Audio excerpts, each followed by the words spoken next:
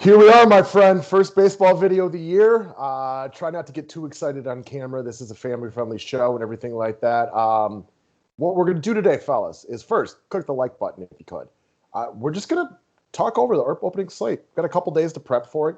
I've been looking at it for a little bit. I'm sure you have too. This is just going to be a friendly conversation, and then we'll hone in and we'll redo this video come Thursday with a little bit more firm picks. We'll skinny it down a little bit, but this is just kind of a jumping off point. Yeah, I'm excited to get into it, man. Talk this out with you.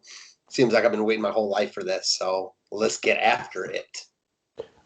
News, as far as signing up to be a DFS 5-pack members, we do have a couple of announcements. One, there is no MLB only package this year. We did NBA only, so we only have so much room on our site. We're going to have no MLB only. If that's your thing, grab a monthly membership. You get both sports. Weekly memberships are now available. All this is available through the website. If you want Discord access, you need to sign up for at least a monthly membership, though, because we're not going to be adding and subtracting people from Discord every couple of days. It's just too much work. We've had increases to the cost of yearly and lifetime and everything like that. So for a lot of people, I think the monthly and weekly memberships is going to be the place to go. 100%, man. I'm feeling it. I'm excited about what we got going on. It's always my type of year, NCAA tournament and baseball. Yep, guys. And our show sponsor over here, Jazz Sportsbook. If you want a free membership to the 5-pack, go to join. Length of membership will depend on what kind of deposit you make and everything like that. That should make sense. Let me, if you have any questions beforehand, feel free to reach out. For some reason, well, the promo code is 5-pack. If you sign up to do your sports betting over at Jazz Sports, we work with them very, very closely. Use the promo code 5-pack, and if you make an initial deposit using your credit card or Bitcoin or anything like that, just let me know, and we'll get you a free 5-pack membership for switching over some of your sports betting money over to them. Yeah, sweet, man. We love what we got going on over with Jazz Sports as well. All right, so let's start talking about the slate. Just kind of going through the pitching right away.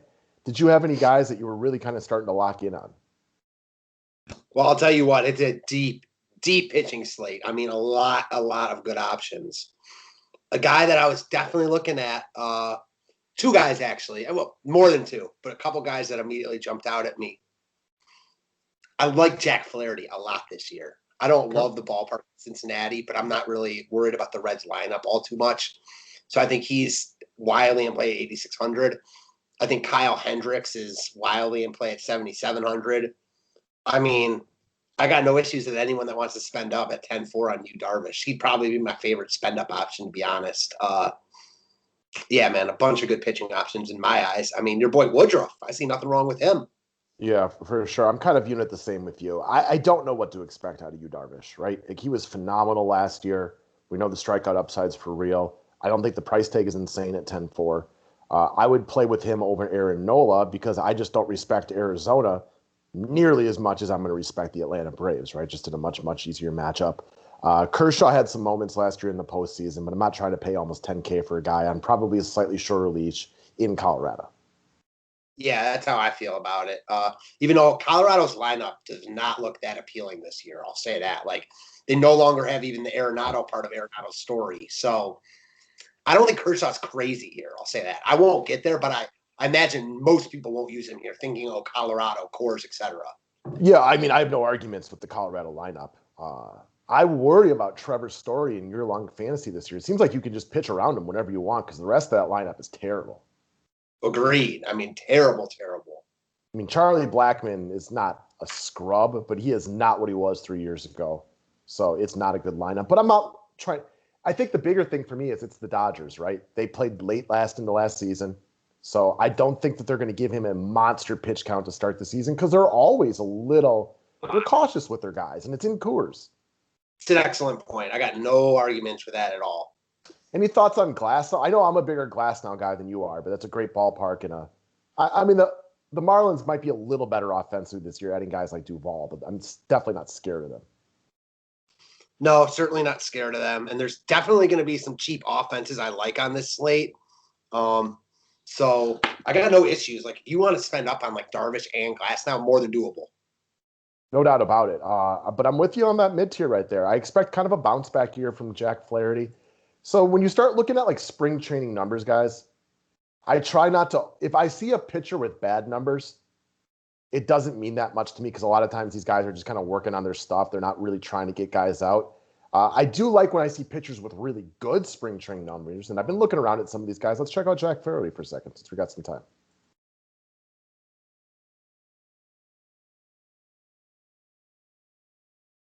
Because I'm with you. I like a bounce back season from Flaherty. We're both big fans of his. Mm-hmm.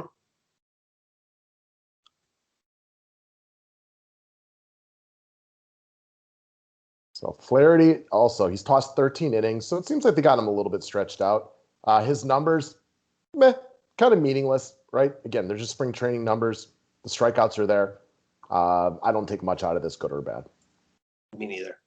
Okay, I'm with you. I like Woodruff. I like my boy Woodruff. I think he's a solid play. I want to see how many innings he's pitched too, because that's more like I want to see how far stretched out these guys, so I have a better idea of how long I think the manager might let them go. For sure. Woodruff has tossed 14 innings. Again, very, blah, blah numbers. The strikeouts are there. Okay. Doesn't mean much to me, good or bad. For sure. Okay. I'm with you, though, on Hendricks. The Pittsburgh lineup is trash. We always like Hendricks better at home. And the one thing you always want to be careful with Wrigley is just double check the weather the day of, make sure it's not blowing out. But in the springtime like this, Wrigley usually plays very pitcher friendly. For sure. Maybe in the best matchup of the day, too, that Pittsburgh lineup certainly isn't going to be very good. So, of all those guys, man, I think Hendricks is probably the best bet. I like him quite a bit this year. Very good at home. I think pairing him with Darvish, with Glasnow, with Flaherty, if you want to spend up, makes a lot of sense. I will say, though, the more I look at it, I do like Darvish here a lot. Yeah, I can get on board with that, especially if you have the money, which I'm sure that you can. I also want to reiterate, I think Hendricks, not that this is the end-all, be-all, but I think he started last year with the best start of the year. It was against my Brewers, if I remember correctly, and he had something like 39 points in the opener. So if you're looking for a guy who, can occasionally get off to a fast start, I mean, it's not the end-all, be-all, but it's something. Sure. He was so dominant. That's right. He was so dominant in that opener against the Brewers last year. Really good. If you were to pay down, where would you go? Because I was kind of looking at Brad Keller if you really wanted to get down there, but I'm not jumping in with 2 feet, but he is sub 6K. He's an emerging decent pitcher coming off of a nice season. And going back to last year, the Texas offense is not one that's scary at all. And this is in Kansas City, which is a nice pitcher's park. Yeah, I think that's the guy I could get on board with as well. Okay. Again, we're not super, super excited about it because it's Brad Keller, but I like him as an overall pitcher.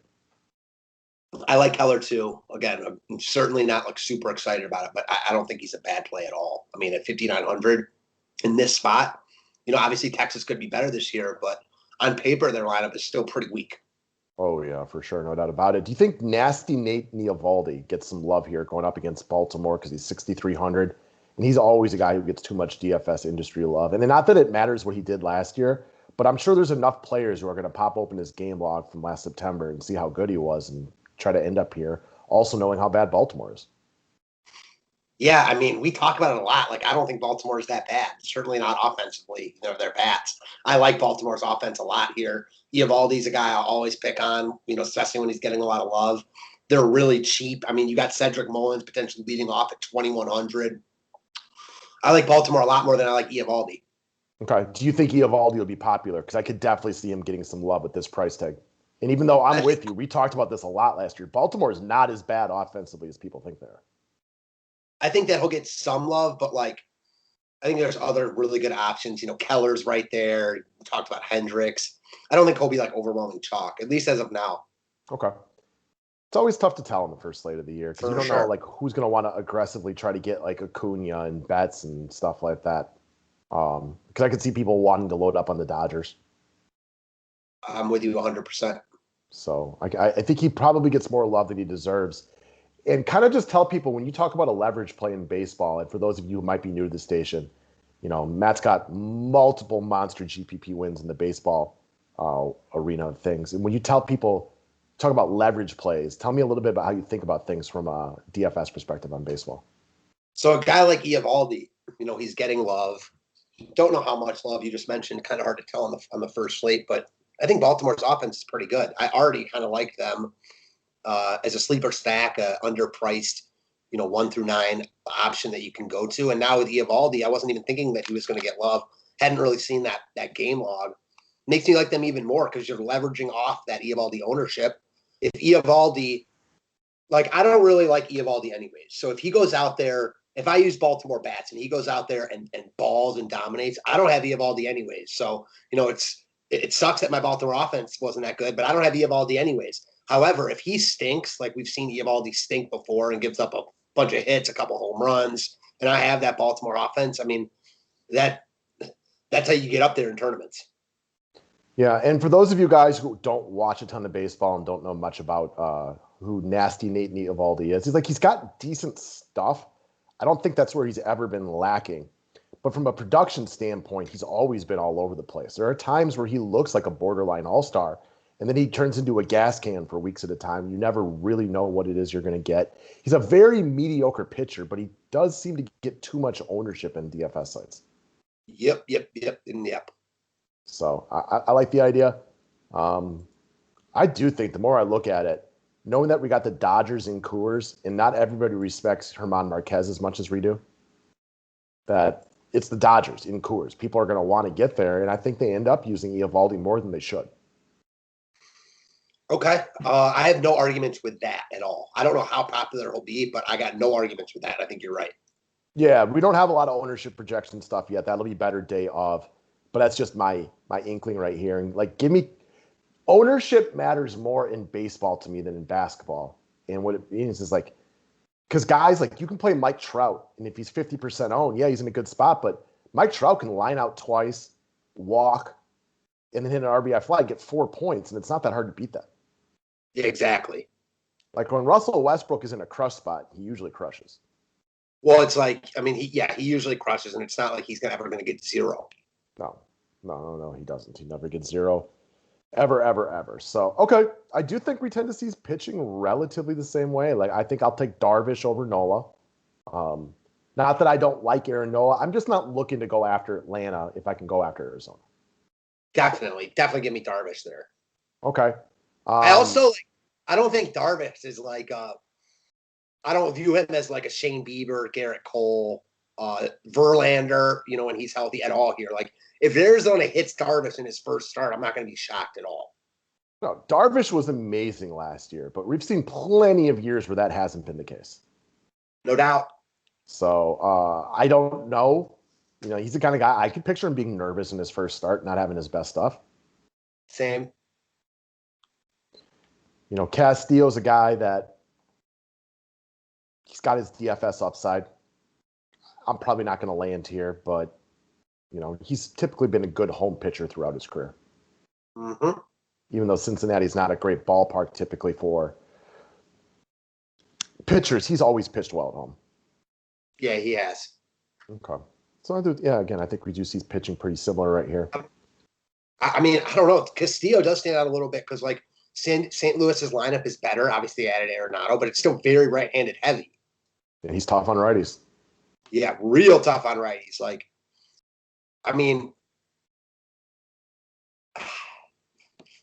Who do you like more here, Flaherty or Castillo? I think it's a real question because I think Flaherty, but I don't know about that. Let's see here.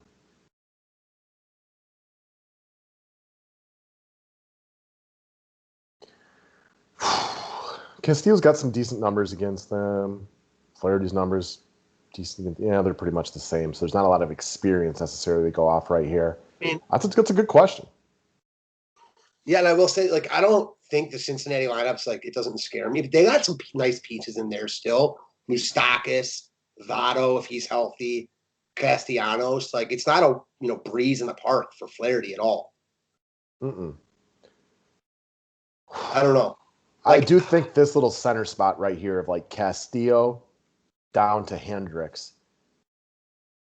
All these guys are, hell, even Kenta Maeda's in play. We glossed right over him, but we know Milwaukee's not unprone to striking out, and he was really good last year. What is that Texas lineup? Because you do have me kind of intrigued about Keller. The Texas lineup is awful. Bad. It is just, if we go to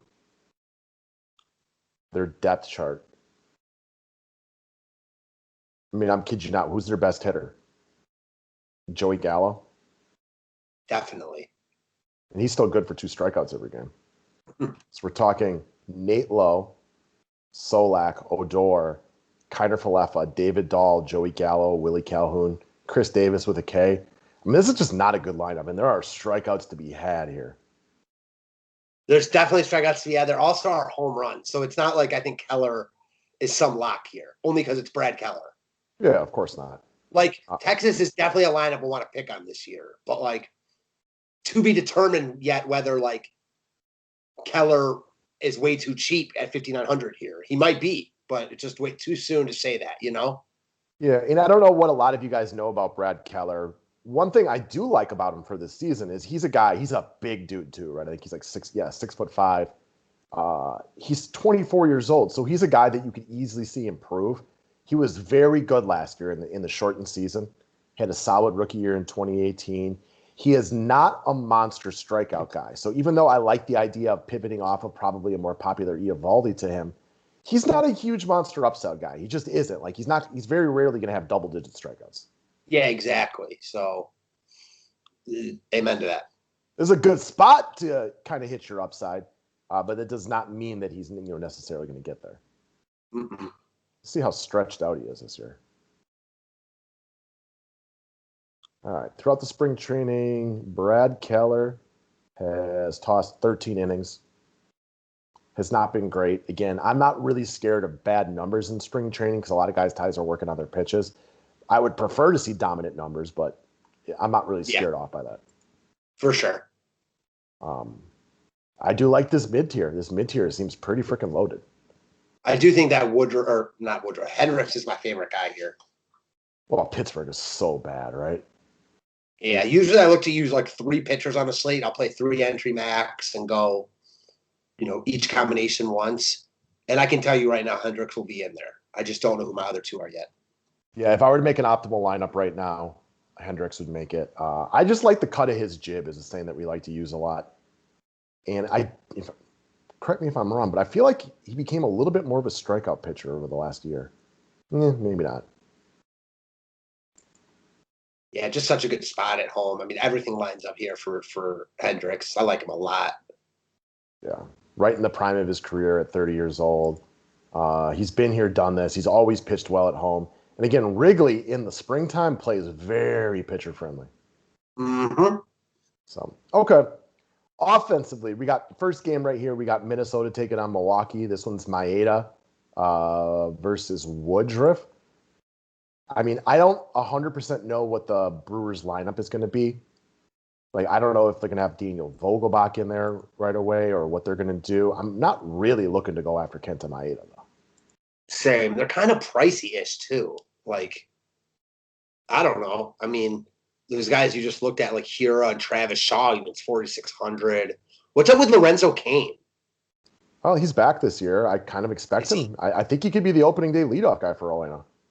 Like, why is he not just plugged in as like the center fielder leadoff? Is there because I know they have Jackie Bradley now too. Yeah, so they got the 4 outfielders in Cain, Garcia, Bradley, and Yelich. And I would assume with a righty on the mound, Bradley, Yelich, and Cain would be the starters. But Avi's had a hot spring. I could see him starting over Cain too. I think I kind of have to take the wait and see approach. I could see Cain not starting anymore. For sure. I don't know what the deal is, after missing the whole year. I'll tell you this, I'm not really looking at any of these guys, though. Maeda's good enough for me not to want to use, hitters against him on a massive slate. Yeah, Daniel Vogelbach, if he was in the starting lineup at 2,800, this is a guy that was an all-star like 2 years ago and then was so bad to start the year, he just got traded over to Milwaukee for nothing. This is true. He's home run prone. He is a big boy. Yeah, he is. All right, as far as the Minnesota guys go, I'm not really looking to pick on Woodruff. So, Cruz is cheap. He may not even be in the lineup, though, because they're in the NL. Yeah, I don't get why they're not doing the whole DH thing in both leagues. I just don't get it. Yeah, I doubt he's in the lineup. I mean, they're not trying to play him in the outfield. I'm not looking to pick on Woodruff here. No, Polanco's better than a 3,300 hitter, but, yeah, I'm not going out of my way to get after this kid. Yeah, there's spots I actually like we're about to get to.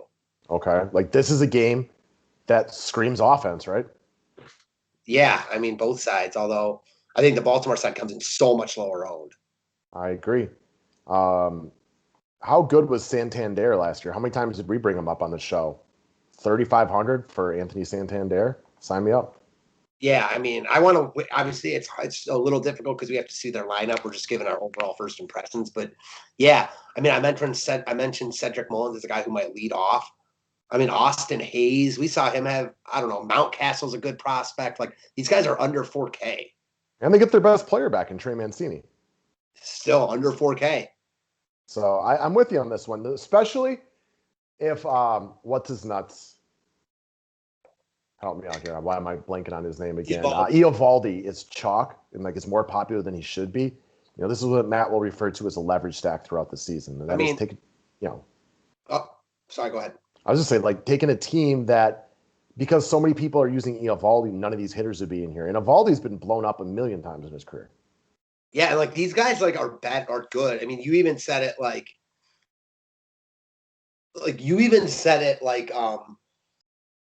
earlier on this video, like when we first mentioned Baltimore, you're like, because Baltimore sucks. And I know what you mean. You didn't mean it like they suck as a team. But that's the general impression, though. Like most people aren't into baseball like us, like certainly me or you. You know what I mean? Like wanting to make videos a couple days before. Like Baltimore sucks to a lot of the casual people, and their offense does not suck. Like they've got good hitters in their lineup, and if Eovaldi is not good here, It's not even like a reach to see them being like the top offense on the slate in my mind. So the Orioles last year were 25 and 35. They're a bad team, but they're a bad pitching staff because they scored. I don't know, like they didn't score as many runs as like the Yankees and the Rays, but the Rays were in the World Series and the Yankees are one of the better offenses in the league. They outscored the Twins last year, which are widely considered a good offense. They outscored, the Tigers, Royals, and Indians, which isn't a ton to brag about, but they outscored the Athletics. They were right there with, the Mariners and the Astros and stuff like that. Yeah, they didn't get what the Braves did, but nobody did. Yeah, exactly. So, I mean, again, I don't think it's like the likely outcome that they're the top offense on the slate, but their ownership is going to be really low. On the flip side, man, I do like Baltimore quite a bit too. I mean, Boston. Yeah. They're going up against John Means, who's not a bad young pitcher. No. If this were a different spot, like if you were in like Keller's spot, I'd be real interested in him. So for those of you guys who don't know John Means, I think last year was his second season, and he had a little bit of an injury.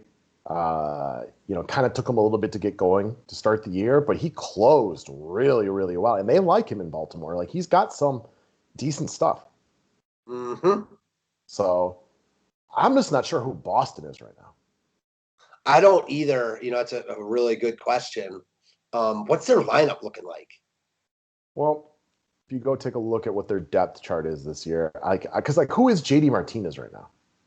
I don't know, but at 4,300 against a lefty like Means, I have a lot of interest. Understandable. I'm a big JD fan. We had a conversation, I think it was about 2 years ago today, basically, where I think I called him one of the top 10 hitters in the game, and we had a long conversation on that. Mm-hmm. I mean, I still think, last year I was looking at funky. Like Altuve was awful, Yelich was awful, JD Martinez was awful. It's hard not to have a grain of salt with that because shortened year, there wasn't Martinez is a big guy, like looking at video between at bats that wasn't available. Like he's another guy I kind of expect to have a bounce back this year. Maybe he's not the JD Martinez of old, but he's in a real good spot against John Means, so he could show that, on Thursday.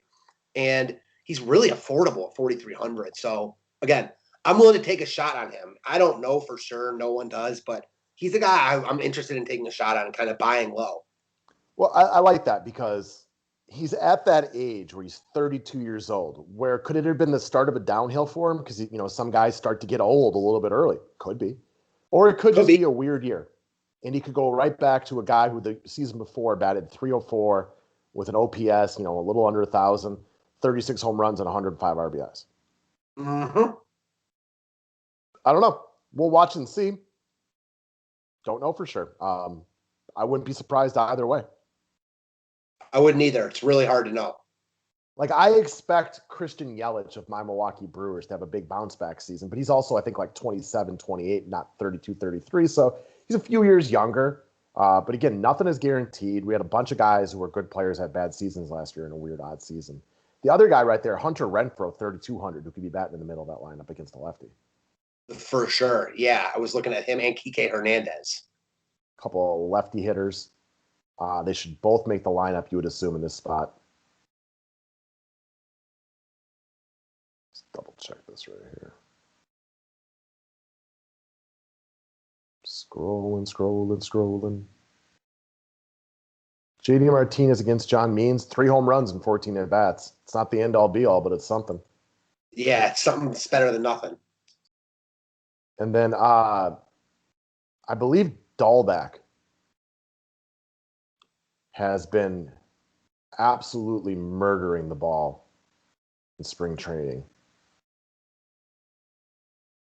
if my memory serves me correctly. And it's not the end-all, be-all again, but if somebody is red hot in spring training, it doesn't make me like them any less, especially from a hitting perspective. Especially a guy that hits, left-handed pitching like Dahlback.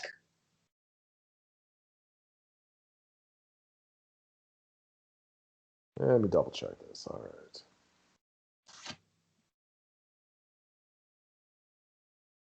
Bobby Dahlback, 1214 OPS in the spring, 7 home runs and 45 at-bats. Batting 311. So, yeah, he's having himself a nice spring. He comes in hot. If you want to do a little mini stack of maybe like a Martinez, Renfroe, and Dahlback, I can get on board with that. You know who else is coming in hot? Michael Chavis. Yeah, position first base. Oh, yeah, real hot. Well, power numbers are nice, right? 6 home runs. Yeah. I mean, listen, he would easily be in that lineup at 3,200. And if you're looking for a reason not to play JD Martinez, he is not playing well this spring. 0 home runs, only 4 extra base hits and 51 at-bats, a bunch of strikeouts. Doesn't mean I don't like him, but, if you're trying to talk yourself out of him, you do you. Agreed. So it's not the end-all, be-all, but if you're looking for reasons to play or not play guys in the opener, I mean, it can't hurt to look at how they've been seeing the ball early in spring. Mm-hmm. All right, so let's move over to Pittsburgh, Chicago. Obviously, we're not really going to be interested in Pittsburgh bats as we both like Hendricks a lot. They go up against Tyler Anderson, which the old Rocky. Yes. So he played for San Fran last year. He was okay. What's that? I mean, the 4.37 ERA, that is, it's probably right around the league average. He was okay. Yeah, I mean, definitely not looking to use him here. It's how much do we like the Cubs bats? The problem with the Cubs bats is, I mean, who are the Cubs right now? Like, I'm not going to spend $4,800 on Rizzo right here. Probably not either. Who is Chris Bryant? I'm not spending $5K on him. It's been a few hot seasons since I've seen him play well. Same. Yeah, man, these guys are pricey. I can look at this spot as an ignore game minus Kyle Hendricks because until the Cubs offense shows me something, they are more name than production at this point, right? It's been a few years since they've been a really good offense. Mm-hmm. And no Schwarber. I mean, I know he's not the greatest hitter of all time, but he added something to this offense. Definitely did. I mean, I couldn't agree more with that. Did they add anyone besides Peterson? No, Jock Peterson was tearing the cover off the ball, and he was a guy I was going to be a fan of because he's cheap, and they had a righty on the hail from Pittsburgh, but he probably won't even start. For sure. So, I don't know. I can move by this game. Kind of with you. All right, we got Philadelphia against Atlanta right here. Look, a guy like Acuna is in play every single day, but I'm not paying $6K for him against one of the better pitchers in baseball. Same. We got Fried taking on Nola. Fried was phenomenal last year. We know Aaron Nola's a young stud. I mean, I'm not looking for offense in this game personally. Same. I mean, I'm definitely not looking for offense either. But I do, however, respect each offense enough that I don't love either of the pitchers. Agreed. It's one of those games that it's just both sides are very good, so we're really not looking to play either. Kind of like, similar to the next game. Yeah, very similar. And these dudes are pricey right here, so I can just roll right by this stuff. I'm with you. Minus, like, if they got like a 2K punt play leading off or something, yes, that's different. But you're not prioritizing this game, and I'm with you. I agree. I look at both of these games the exact same way. I don't think I need to lock in Castillo, but I'm certainly not trying to pick on Luis Castillo. I'm more interested in the pitchers than the hitters in both games, but more interested in the pitchers in this game than the other game. Fair enough. We can move right by that one. These guys, like, these are just what we call Manny specials. Cross them off offensively. But the offenses are too good to really love the pitchers. Not that the pitchers couldn't pitch well. Jack Flaherty could be awesome. Castillo could be awesome. It's just not a top priority. Agreed. All right. So we got Tampa taking on Miami in the Battle of Florida. We got Alcantara taking on Tyler Glasnow. Glasnow is a high strikeout guy. If I remember correctly, even just in the spring right now, he's striking out 2 guys per inning. I don't know what to expect out of him this year. Yeah, me neither, but I think he's definitely in play here, like you mentioned. And honestly, the only really part of this game I'm looking at is Glasnow. Okay. Miami, for those of you who don't watch a ton of baseball, one of the most pitcher-friendly parks out there. I don't think Alcantara is the worst play in the world, but I respect Tampa, and he's not going to be a guy I play. Same.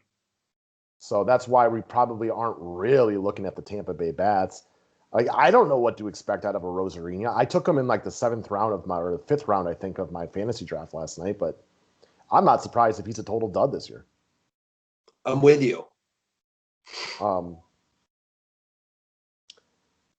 I don't hate the idea of an Adam Duvall. Power off of righties, 3,400, and as good as Glasnow is, he does give up homers. Yeah, this is true. So I would one off an Adam Duvall. Like, if you run a bunch of lineups, and Duvall's not a great hitter, but when he makes contact, the ball goes a long way. This guy had 17 home runs, not even playing every day in a shortened season last year. He's got pop for days. Yes, he does. I mean, if he'll probably be in the middle of that lineup. What is the Marlins lineup looking like? You know, the Marlins might be an interesting team this year. I could see them being better, at least offensively, than people expect them to, but you know, it's the Marlins. I got to see that before I really believe it. I agree, but also, like, they made the playoffs last year. I know it's like, Yeah. Like, I feel like they're probably a little better than people think. Is that fair to say? Yeah, I mean, look at that outfield. Dickerson, Marte, Duvall. It's not great, but it's not a bad outfield. No doubt. You know, Aguilar had some moments for him. Brian Anderson played very well, 2 years ago. And then they got guys like Jazz Chisholm, be a little spark plug on the offense, and John Birdie. Yeah, who they just gave Jazz Chisholm, the job, full-time job. Okay. So, I don't know. This is, again, not a game loaded for offense, but Duvall is a one-off, is a guy who I could see why we would be interested in. And Chisholm's sure. 2,500. Yeah, I mean, he's got some speed. He's got a little pop. Yeah, I'm not really trying to pick on Glasnow, but again, those guys are real cheap. We know that Glasnow doesn't go very deep.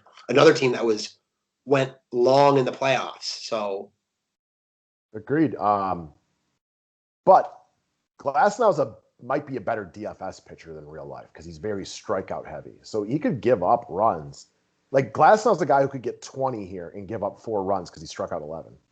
That's true. So I'm not trying to stack the Marlins here, but I don't mind a one-off like a Duvall or like a tiny mini stack if it's just for salary cap space.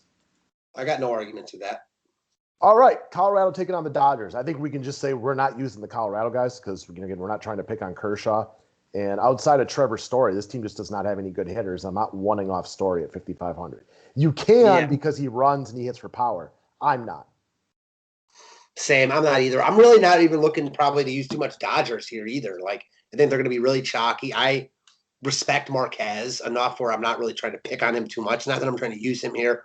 They're hyper expensive. I mean, I don't know. I think that they're obviously in play, but I'd rather just differentiate myself. This is one where I think ownership matters, and I think they're going to be chalky as all hell. And Marquez has had some good moments against the Rockies. Guys like Justin Turner, 2 of 16, Bellinger, 3 of 24, Seager, 2 of 11.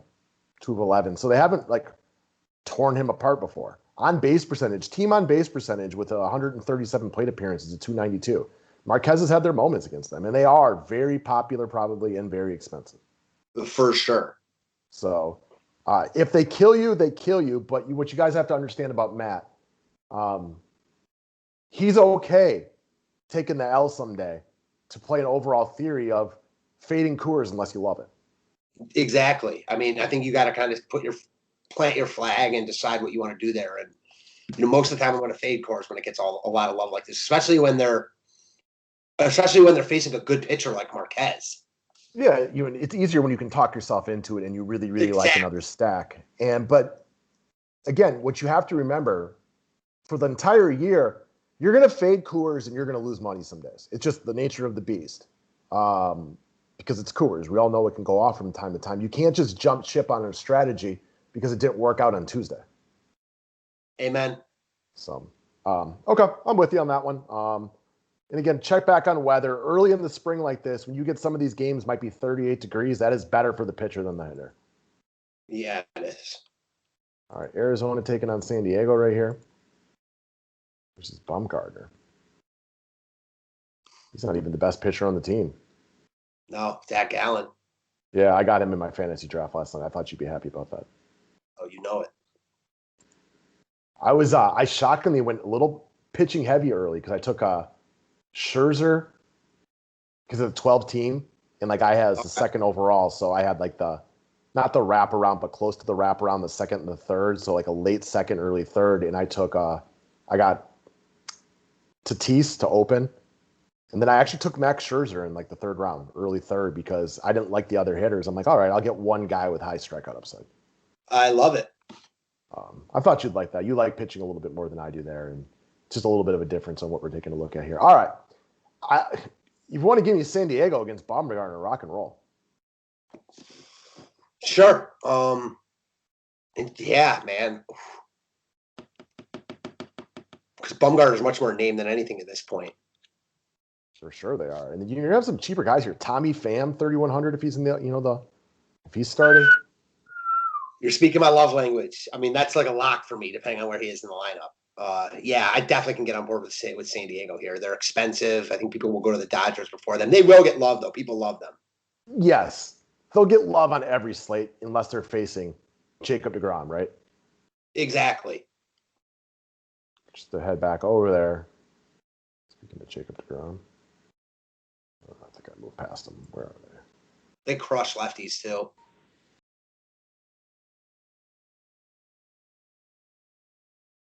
They gotta be up here somewhere. How am I keep missing them? Oh, here we go. Tatis, 6 of 11 with 2 home runs off Bumgarner. Machado, 6 of 24, 3 home runs. Will Myers, not great overall batting average, but 4 home runs off of him. So, Tommy Pham is 0 of 8. I'm willing to look past that because he's good against lefties. Yeah.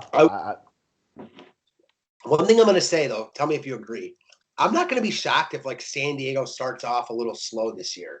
So much hype, high expectations, so much hype around them. I mean, Tatis was amazing last year, and I think he's arguably the best player in baseball. But he's not automatically going to be that good this year.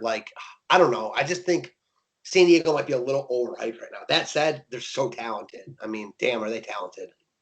I agree. Let me see the opening day order, but if you got Tommy Pham up in the top 5 at 3,100, I'm interested. Yeah, you got guys like Austin Nola. I mean, is he out? I saw the O next to his name. He's out? We'll open the season on the injured list. So who's their catcher then? You might have a cheap guy. Tarantini, probably? Or Campiaso? Campasano, who's a big-time power prospect. I mean, 2,100, maybe batting 7th? Yeah, to give me that all day. Guys like Will Myers, Cronenworth. Remember him? Yeah, Profar. Yeah, this lineup's sexy. Yes, it is. Machado. Yeah, all those guys. So they're all in play. All right, Texas against Kansas City. We've mentioned the Brad Keller. We're intrigued here. I don't think he's a lock. I don't think he's the kind of guy who's going to ruin the slate, but definitely intrigued. Texas is just a bad lineup. That being said, you can always one-off Joey Gallo at sub 4K because he's the kind of guy that strikeout, homers in the 7th inning, solo shot, and you get there. Yeah, I mean, I think you look at a couple pieces of the Texas lineup, depending on what it looks like when it comes out. Gallo, Odor, they're normal lefties. I'm much David Dahl is 2,500 here. Yep. So I think that'd be a guy. I mean, I could see him batting third for them. I like the Kansas City lineup a lot, though. Yeah, let's even cross Texas out of this and take a look at Kansas City because Kyle Gibson. Let's actually just go back there for 1 second. He had a bad year last year. He's better than that, but he was not very good for Texas last season. I think this Kansas City lineup's sneaky good. I don't disagree. Added Benintendi, who I've always been a fan of. Salvador Perez healthy. They've got guys, Hunter Dozier. Carlos Santana. Santana. I mean, I've been a Mondesi fan. Had a bad year last year, but so did a lot of guys. Also, Mondesi finished strong. Remember how bad he was? This guy closed the year hard. And people are going to use Tatis over him. For sure. Mondesi owns all the same upside as every other great player. I wouldn't call him a great player yet, but you mentioned Tatis, Acuna, guys like this. Mondesi has almost all the same upside. Maybe not as consistently, but he has pop. He's a triples machine in this ballpark, and he runs when given the opportunity. Well, I like Baltimore and Kansas City. Things seem to have picked up right where they left off, huh? Well, you mean, like you said, Benintendi. You might get Jorge Soler at 2,800. Hell yeah on that. I mean, didn't he lead the AL in homers a couple of years ago? 2 years ago. Why is he so cheap? I don't get that one. I don't know. He's better against lefties, so maybe it's not like a perfect spot for him, but it's, 2,800 for a guy who I think had 48 home runs 2 years ago.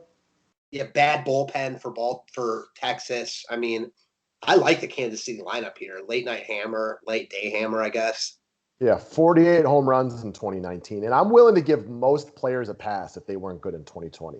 This guy only played 43 games, 174 at-bats. He still had 8 home runs. I mean, he's a big game capable. He's a double dong waiting to happen. Yeah, no doubt. 28 years old, right in the prime of his career. Hunter Dozier is a guy I know, I kind of turned you on to. I like him as a hitter. Didn't have a great season last year. A lot of guys had bad years last year. No doubt about all that. Okay. So I think we both like Kansas City and Baltimore a little bit. You might like them just a little bit more than I do, but I'm on board. San Diego seems to make a decent amount of sense. We're not huge on the Dodgers and Coors, but we absolutely get why anybody would like them. A one-off or two in Tampa, Miami. No interest in these two games. Not a lot of interest in the Cubs. They're expensive for who they are. And then, I don't know, Milwaukee, Minnesota might have the occasional, one-off. I don't hate it if you want to use Jorge Polanco at 3,300. He's better than that price tag. Sure. I think there's a lot of that on this whole slate, though. Agreed. Wait out batting orders. We could see some funky batting orders. Don't necessarily know where people are going to end up. No, not even a little bit. And they must have, are these the only games? I see that the last game on this slate starts at 4 Eastern. I don't see a night slate or anything. Are there night games that night? I'm just curious. Well, I'm sure there are. We're missing the 2 early games, too, with your Indians, because that's why we don't have Bieber or Cole on the slate. So that's what I was wondering. So there might not be any later games. There might just be those 2 early games. There is this one. Oh, they don't have anything else up yet. So this is the main slate that they're probably trying to pimp this one. But we will have an earlier and later slate probably. We'll just cover this one because it's the most of the games. But I do think there might be other stuff that pops up. Well, I hope so. So that's it, guys. We just wanted we'll come back on here and do a longer, more detailed video about who our main plays are and stuff like that. But we thought we could kind of get the ball rolling. I know a lot of you guys probably haven't paid a ton of attention to baseball yet. No, I'll say it it's the beginning of the year is the one time where it's a little bit difficult to make the videos the morning of and the day before, only because we don't have lineups. And that's the only time all year we really won't know what the lineup looks like for a lot of these teams. Yeah, after 2 weeks, you can guess pretty well. But in the first week, unless you've paid more attention, because we're still trying to break down NBA every single day, you've been able to pay more attention to what that is. I'll be taking in the starting day lineups with you guys. Same as me. All right, guys. Appreciate it. And we will talk to you with some drafters here momentarily. Thanks, guys.